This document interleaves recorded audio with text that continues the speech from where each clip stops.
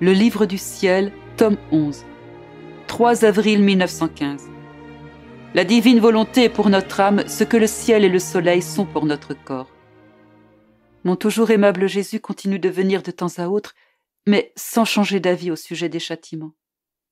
Si parfois il tarde à venir, il se montre sous une apparence à faire pleurer de pitié. Alors il m'attire vers lui et me transforme en lui-même, puis il entre en moi et se transforme en moi-même. Il me demande d'embrasser ses plaies une à une, en les adorant et en faisant réparation. Après m'avoir ainsi amené à soulager sa très sainte humanité, il me dit « ma fille, il est nécessaire que je vienne à toi de temps à autre pour me reposer, être soulagée et m'épancher. Autrement, je ferai en sorte que le monde soit dévoré par le feu. » Et sans me laisser le temps de dire un mot, il disparaît. Ce matin, alors que je me trouvais dans mon état habituel et qu'il tardait à venir, une pensée me vint à l'esprit. Qu'est-ce qu'il m'arriverait pendant ces privations de mon doux Jésus si ce n'était de sa sainte divine volonté? Qui me donnerait vie, force et aide?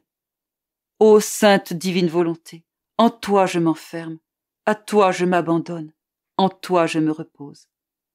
Ah, tout s'éloigne de moi, y compris la souffrance et ce Jésus qui m'a déjà semblé incapable d'être sans moi. Toi seul, ô sainte volonté, tu ne me quittes jamais. Oh, je t'en supplie, mon doux Jésus. Quand tu vois que mes faibles forces sont à bout, montre-toi. Ô sainte volonté, je t'adore, je t'embrasse et je te remercie, mais ne sois pas cruelle envers moi. Comme je réfléchissais et priais de cette manière, je me suis sentie envahie par une très pure lumière et la sainte volonté me dit « Ma fille, sans ma volonté, l'âme est comme la terre serait sans le ciel, sans les étoiles, sans le soleil et sans la lune. Par elle-même, la terre n'est que précipice, hauteurs abruptes, eau et ténèbres. Si la terre n'avait pas au-dessus d'elle un ciel pour montrer à l'homme les dangers qui le guettent, il serait exposé à tomber, à se noyer, etc. Mais il y a le ciel au-dessus de lui, particulièrement le soleil qui lui dit dans un langage muet « Vois, je n'ai pas d'yeux, pas de mains et pas de pieds, mais je suis la lumière de tes yeux, le mouvement de tes mains et le pas de tes pieds. Et quand je dois éclairer d'autres régions, je mets à ta disposition le scintillement des étoiles et la lumière de la lune pour continuer ma besogne. Tout comme j'ai donné le ciel à l'homme pour le bien de son corps, je lui ai donné le ciel de ma volonté pour le bien de son âme, qui est plus noble que son corps.